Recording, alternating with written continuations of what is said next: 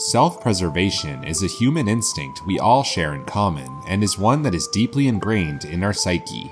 This can be seen in countless tales throughout history, although the story I will recount for you today is one of extreme self-sacrifice, something that has happened far and few in between on this scale in our history books.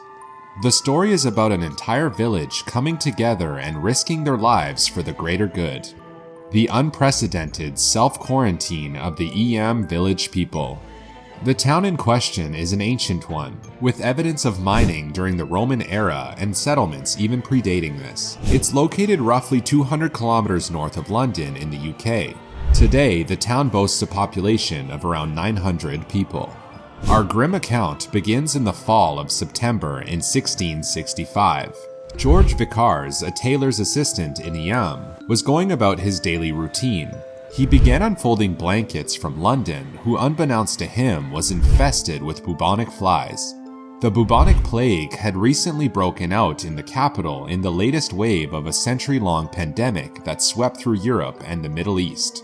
Within the week, George began showing symptoms of the plague and ultimately died. Panic set in quickly in this small town of 350 people, as 6 weeks after George's death, another 29 Eyam residents had died from this terrible disease. The parish struggled through the winter, but the number of dead seemed to be dropping, and in May there were no deaths at all. Thankfully, the villagers believed the outbreak was over, but the disease, however, had other plans. It had quietly mutated during these cold months. The disease had become pulmonary, and therefore humans were now able to pass this disease along to one another. As the summer rolled around, the plague made a blistering return. By June 1666, Eyam's newly arrived pastor, William, realized the need to contain because Eyam lay on an important trade route between Sheffield and Manchester. If the plague got into those cities, tens of thousands would die, and so he began to formulate a quarantine plan. But this was England in the wake of a religious civil war, and so Eyam's residents were skeptical of their new priest and remained loyal to his predecessor, who was living in retirement on the edge of the village. Fortunately, William was able to persuade Stanley of his plan, and despite their religious differences, they called a meeting in the parish church and appealed the crowd to voluntarily isolate the village. This was all while they knew they faced almost certain death if they remained, but could also cause the death of thousands if they left. Amazingly, the residents of Eyam heroically agreed to stay. Although during this time and age the understanding of the disease was very rudimentary, they came together and incorporated a very modern plan. A quarantine cordon was established with a 1-mile radius marked by a ring of stones with nobody allowed to exit or enter this barrier. Amazingly, a total of 14 months passed before anybody went in and out of the village crossing this border. During its seclusion, Eyam suffered tremendously. Bodies piled up and families were instructed to bury their own dead on the outskirts of town. One woman, Elizabeth Hancock, buried 6 of her children and her husband inside 1 month. The pastor described the village in one of his letters as follows: "My ears have never heard such doleful lamentations. My nose has never smelt such noisome smells, and my eyes have never beheld such ghastly spectacles."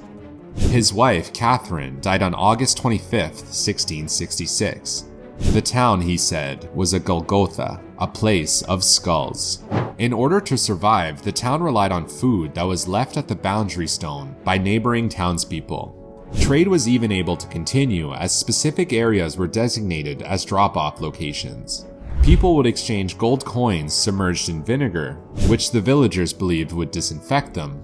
Grimly enough, the townspeople did not run out of money, as they collected and used their dead neighbors' remaining money in order to survive. Measures were taken within Eyam to limit cross-infection. Sermons were held outside, bodies were no longer wheeled through the streets, and some villagers left their homes to camp on the surrounding hills.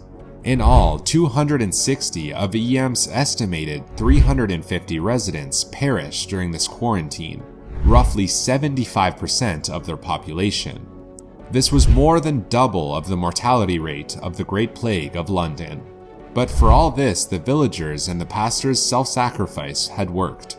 The plague never made it over to nearby towns, And 14 months later, in November of 1667, the quarantine was lifted and the residents allowed to leave.